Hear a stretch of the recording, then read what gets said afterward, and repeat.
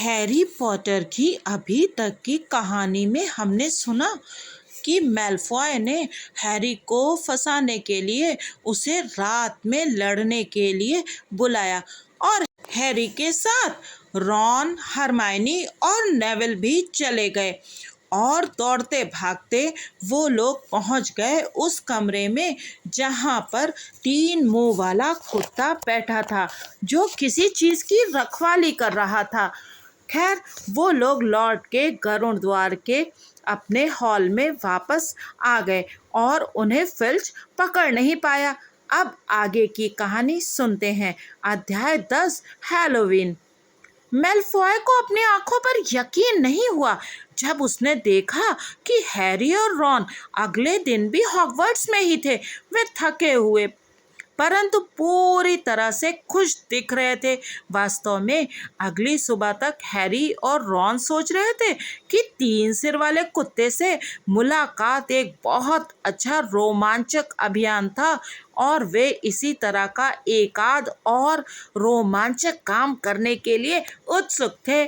इसी बीच हैरी ने रॉन को उस पैकेट के बारे में बता दिया जिसे शायद ग्रीन गॉड से निकालकर हॉगवर्ट्स में रखा गया था। वे काफी समय तक सोचते रहे कि आखिर ऐसी कौन सी चीज हो सकती है जिसे इतनी भारी सुरक्षा की जरूरत थी। वो ये तो सचमुच कीमती होगी या खतरनाक, रॉन ने कहा। या दोनों ही, हैरी बोला।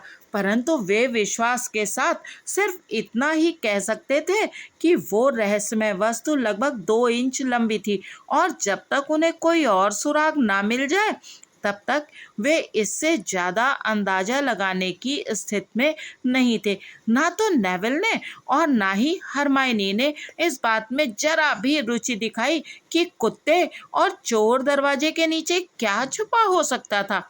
नेविल तो सिर्फ इतना जानता था कि वो दोबारा उस कुत्ते के पास कभी नहीं जाएगा। हरमाइनी ने अब हैरी और रॉन से बोलचाल बंद कर दी थी, परंतु चूंकि वह मैं सब कुछ जानती हूँ किस्म की थी, इसलिए उन्हें इसमें भी अपना फायदा नजर आया।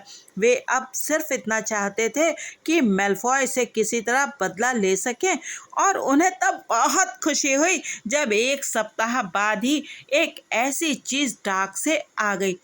जब उल्लू हमेशा की तरह बड़े हॉल में घुसे तो सबका ध्यान एक लंबे और पतले पैकेट पर गया जिसे 6 बड़े घुघू उठाकर ला रहे थे।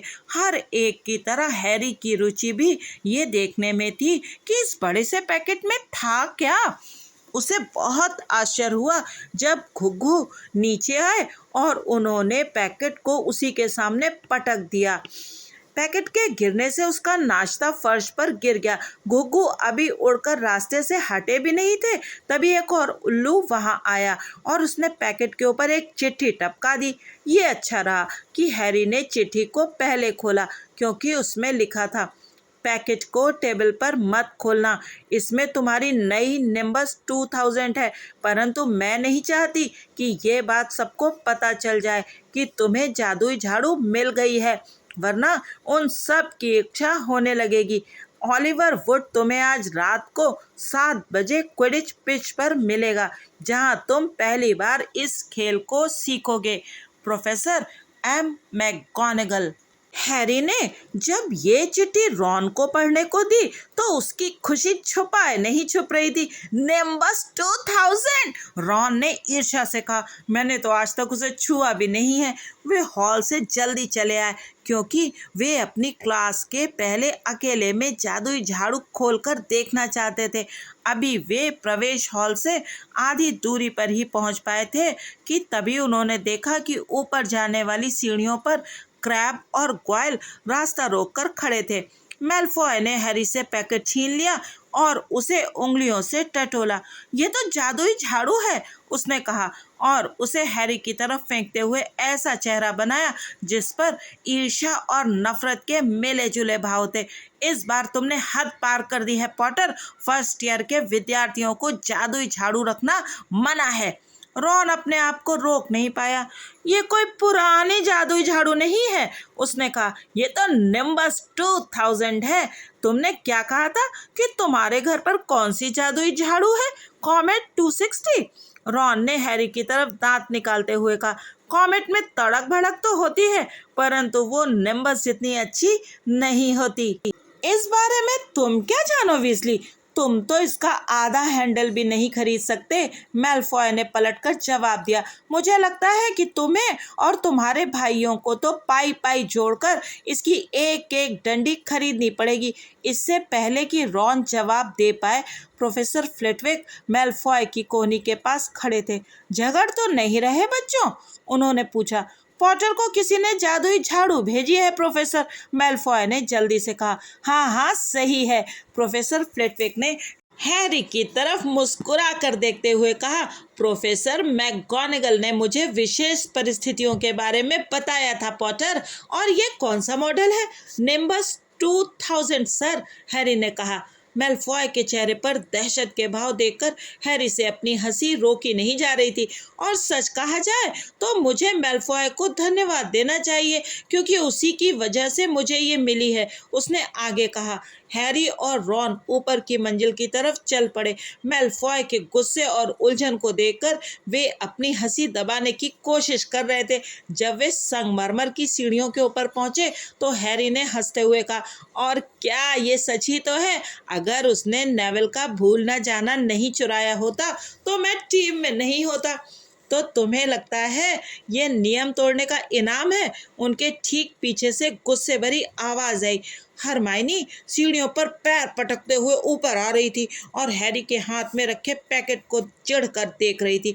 मैं तो समझ रहा था कि आप हमसे बात नहीं कर रही थी, हैरी ने कहा। हाँ, अब ऐसा करना बंद मत कीजिए, रॉन ने कहा। इससे हमारा बहुत भला हो रहा है।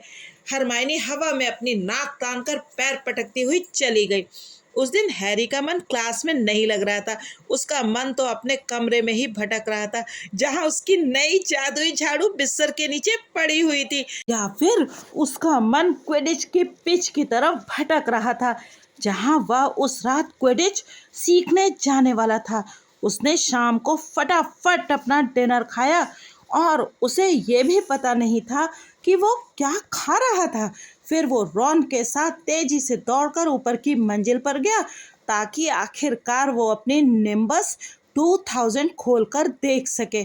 जब जादुई झाड़ू हैरी के बिस्तर पर खुलकर बाहर आई तो रॉन के मुंह से आह निकल गई। वाह! हैरी जादुई झाड़ुओं के बारे में ज़्यादा नहीं जानता था, परंतु उसे भी यह बेहतरीन लगी। पतली और चिकनी जादुई झाड़ू पर महोगनी का हैंडल लगा था। साफ और सीधी टहनियों की लंबी पूंछ थी और ऊपर की तरफ सुनहरे शब्दों में लिखा था, निम्बस 2000। जब 7 बजे का समय पास आया तो हैरी महल से निकला और धुंधलके में क्विडिच पिच की तरफ चल दिया। वो इससे पहले कभी स्टेडियम में नहीं आया था। पिच के चारों तरफ सैकड़ों सीटें स्टैंड्स में उठी हुई थीं, ताकि दर्शक इतनी ऊंचाई पर रहें जहां से वे देख सकें कि क्या हो रहा था। पिच के दोनों सिरों पर 3 सुनहरे खंभे थे, जिनके कोने में रिंग लगे थे। उन्हें देखकर हैरी को प्लास्टिक की वे छोटी छड़ियां याद आ गईं, जिनसे बच्चे बुलबुलें निकालते थे। फर्क सिर्फ इतना था कि ये खंभे 50 फुट ऊंचे थे। हैरी उड़ने के लिए इतना उतावला था कि उसने वुड का इंतजार नहीं किया। वह अपनी जादुई झाड़ू पर चढ़ा और जमीन पर पैर मारे। क्या एहसास था! वो गोल पोस्ट से अंदर और बाहर उड़ता रहा और फिर पिच पर इधर से उधर तेजी से चक्कर लगाता रहा। निम्बस 2000 उसके हल्के से इशारे पर मुड़ जाती थी। अरे पॉटर, नीचे उतरो! ऑलिवर वुड आ चुका था। उसकी बाह में लकड़ी का एक बहुत बड़ा बक्सा दबा था। हैरी उसके पास जमीन पर उतर गया। बहुत बढ़िया, वुड ने कहा। उसकी आंखें चमक रही थी। मैं समझ सकता हूँ मैकगोनागल का क्या मतलब था। तुम में सचमुच पैदाइशी प्रतिभा है। पॉटर, मैं आज शाम तुम्हें सिर्फ नियम सिखाऊंगा। इसके बाद तुम्हें सप्ताह में 3 दिन टीम के साथ प्रैक्टिस करनी होगी। उसने बक्सा खोला। अंदर 4 अलग अलग आकार की गेंदें थीं। देखो, वुड ने कहा, क्विडिच को समझना बहुत आसान है, हालांकि इसे खेलना उतना आसान नहीं है। हर टीम में 7 खिलाड़ी होते हैं। इनमें से 3 को धावक कहा जाता है। 3 धावक, हैरी ने दोहराया जब वुड ने फुटबॉल के आकार की एक चमकीली लाल गेंद बाहर निकाली। वुड ने कहा, इस गेंद को तूफान कहते हैं। धावक तूफान को एक दूसरे को देते हैं और कोशिश करते हैं कि इसे रिंग में डालकर गोल कर दें। तूफान के रिंग में जाने पर हर बार 10 पॉइंट मिलते हैं। समझ गए? धावक तूफान को फेंकते हैं और स्कोर करने के लिए इसे रिंग में डालते हैं, हैरी ने दोहराया। तो ये एक तरीके से बास्केटबॉल है जो जादुई झाड़ू पर सवार होकर 6 रिंगों के साथ खेला जाता है ना? बास्केटबॉल क्या होता है? वुड ने उत्सुकता से पूछा। कुछ नहीं, हैरी ने जल्दी से कहा। अब दोनों टीमों में एक और खिलाड़ी होता है जिसे रक्षक कहते हैं। मैं गरुड़ द्वार का रक्षक हूँ। मैं अपने रिंग के चारों तरफ उड़ता हूँ और दूसरी टीम को स्कोर करने से रोकता हूँ। 3 धावक, 1 रक्षक, हैरी ने कहा, जो सब कुछ याद रखने के इरादे से आया था, और वे तूफान के साथ खेलते हैं। ठीक है, मैं इतना समझ गया। तो बाकी गेंदें किस लिए हैं? उसने बक्से में रखी बाकी 3 गेंदों की तरफ इशारा किया। अभी बताता हूँ, वुड ने कहा, इसे पकड़ो। उसने हैरी को एक छोटा सा डंडा दिया जो कुछ कुछ बेसबॉल के बल्ले की तरह था। अब मैं तुम्हें बताऊंगा कि पहलवान क्या करते हैं, वुड ने कहा। इन दोनों गेंदों को पहलवान कहते हैं। उसने हैरी को एक जैसी 2 गेंदें दिखाईं जो पूरी तरह काली थीं और लाल तूफान से थोड़ी छोटी थीं। हैरी ने देखा कि वे उन रस्सियों से बाहर आने के लिए छटपटा रही थीं जिनकी वजह से वे बक्से के अंदर बंद थीं। पीछे हट जाओ, वुड ने हैरी को चेतावनी दी। वो झुका और उसने एक पहलवान की रस्सी खोल दी। काली गेंद तत्काल हवा में ऊपर उठी और फिर सीधे हैरी के चेहरे की तरफ नीचे झपटी। अपनी नाक टूटने के खतरे से बचने के लिए हैरी ने उसे बल्ले से मारा और गेंद एक बार फिर हवा में सनसनाती चली गई।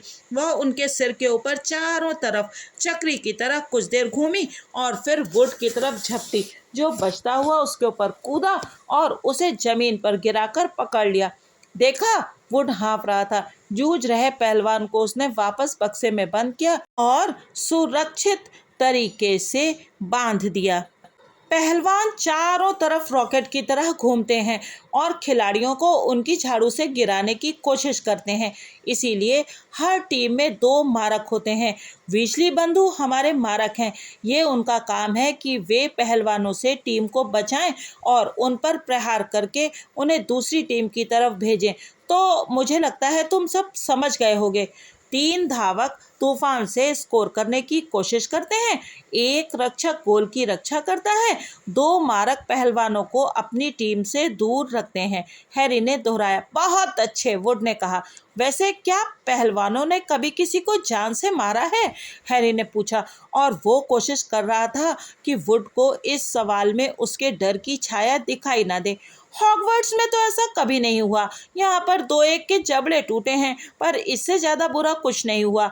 अब टीम का आखिरी सदस्य है खोजी, यानी कि तुम, और तुम्हें तूफान या पहलवान के बारे में चिंता करने की कोई ज़रूरत नहीं है जब तक कि वे मेरा सिर ना फोड़ दें। चिंता मत करो, बिजली बंधु पहलवानों से निपटने के लिए काफ़ी हैं। मेरा मतलब है वे खुद पहलवानों से कम नहीं हैं। वुड ने बक्से में हाथ डाला और चौथी तथा आखिरी गेंद को बाहर निकाला। तूफान और पहलवानों की तुलना में ये बहुत छोटी थी। बड़े अखरोट के आकार की ये गेंद चमकदार सुनहरी थी। इसमें फड़फड़ाते हुए चांदी के छोटे पंख लगे थे। वुड ने कहा, यह सुनहरी गेंद है जो सबसे महत्वपूर्ण गेंद होती है। इसे पकड़ना बहुत मुश्किल होता है क्योंकि ये इतनी तेज है कि आसानी से नहीं दिखती। सुनहरी गेंद को पकड़ना खोजी का काम है। तुम्हें धावक, मारक, पहलवान और तूफान के बीच से होते हुए इसे पकड़ना है, इससे पहले कि दूसरी टीम का खोजी इसे पकड़ ले, क्योंकि जो खोजी सुनहरी गेंद को पकड़ता है वह अपनी टीम को 150 पॉइंट दिलाता है। इसीलिए उसकी टीम टीम लगभग हमेशा जीत जाती है। इसीलिए खोजियों के खिलाफ बहुत ज़्यादा फाउल होते हैं। क्विडिच का मैच तभी खत्म होता है जब सुनहरी गेंद पकड़ ली जाए, और ये मैच बरसों तक चल सकता है। मुझे लगता है कि रिकॉर्ड 3 महीने का है। उस मैच में बार बार रिजर्व खिलाड़ी उतारने पड़े ताकि खिलाड़ी कुछ देर सो सकें। तो ऐसा होता है क्विडिच? कोई सवाल? हैरी ने अपना सिर हिलाया। वो समझ गया कि उसे क्या करना था। समस्या बस उसे करने में थी। हम इस वक्त सुनहरी गेंद के साथ प्रैक्टिस नहीं करेंगे। वुड ने गेंद को सावधानी से बक्से में बंद करते हुए कहा, अंधेरा हो गया है, ये गुम सकती है। इसके बजाय हम इनसे प्रैक्टिस करते हैं। उसने अपनी जेब से गोल्फ की साधारण गेंदों का बैग निकाला तथा कुछ मिनट बाद वो और हैरी हवा में ऊपर उड़ रहे थे।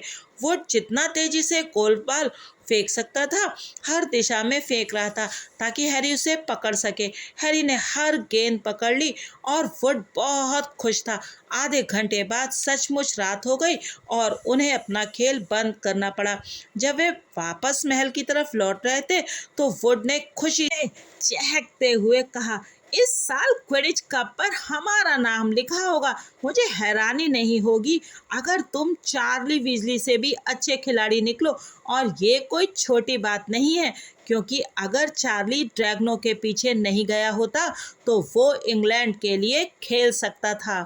आज हैरी को यहीं छोड़ चलते हैं, क्योंकि आज रात को तो हैरी बस क्विडिच के बारे में ही सोचता रहेगा। अगले भाग में जानेंगे कि क्या हैरी क्विडिच के मैच में अच्छा खेल पाता है और उसकी प्रैक्टिस कैसी रहती है। आगे क्या होता है। हैलोवीन के दिन क्या हैरी कुछ नया हंगामा कर देता है। तब तक आप बने रहिए यूट्यूबर मौसी की कहानियों के साथ और सुनते रहिए मज़ेदार कहानियाँ, जैसे हैरी पॉटर और पारस पत्थर की कहानी। हाँ, वीडियो को लाइक करना और चैनल को सब्सक्राइब करना बिल्कुल मत भूलिएगा।